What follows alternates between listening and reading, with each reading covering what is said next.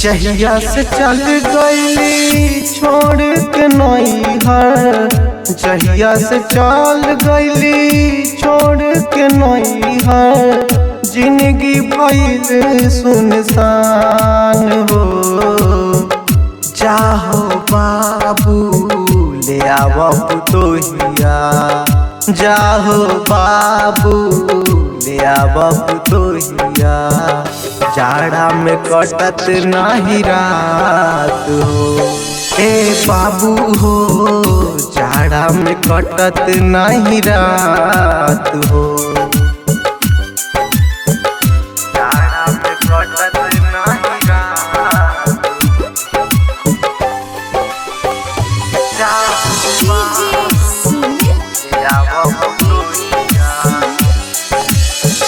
कबो न जुदाई साहत रहली, जाड़ा में सट के राहत रहली।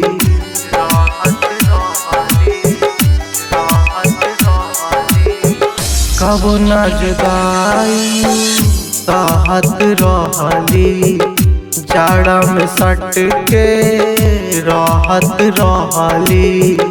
अब त हमार सूरत देख ले बिना, अब त हमार सूरत देख ले बिना, जाड़ा में कटत न होई रात हो।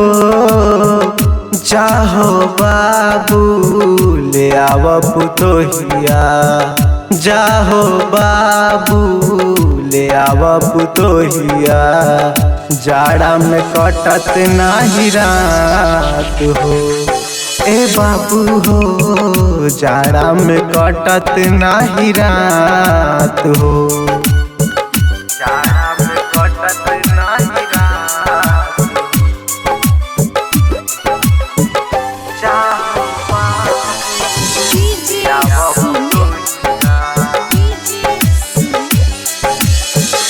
हमरे लेखाऊ हो रोवत होई है, से जिया पे हमके टोवत होई है।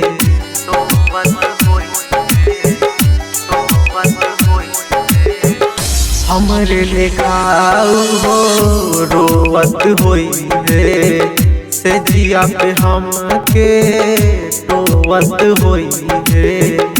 दिलवा न लागत होई नैहर में ओकरा, दिलवा न लागत होई नैहर में ओकरा, कैसे राहत होई मोर जान हो।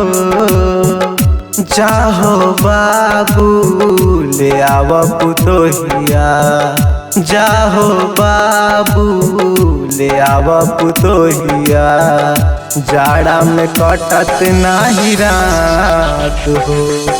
ए बाबू हो जाड़ा में कटत नाही रात हो, जाड़ा में कटत नाही रात।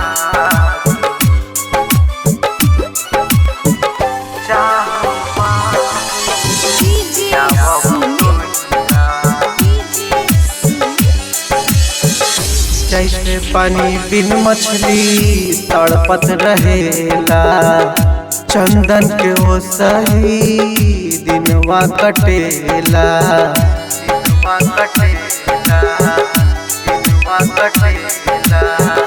जैसे पानी बिन मछली तड़पत रहेला, चंदन के ओ सही दिनवा कटेला। कहे राज देवगत होई कुछ मजबूरी, कहे संजय होई कुछ मजबूरी, तब दूर बारी मोर परान हो। जाहो बाबू ले आवो पुतोहिया, जाहो बाबू ले आवो पुतोहिया, जाड़ा में कटत नाही रात हो। ए बाबू हो जाड़ा में कटत नाही रात हो। अपन music digital recording studio Moniyari वाजा।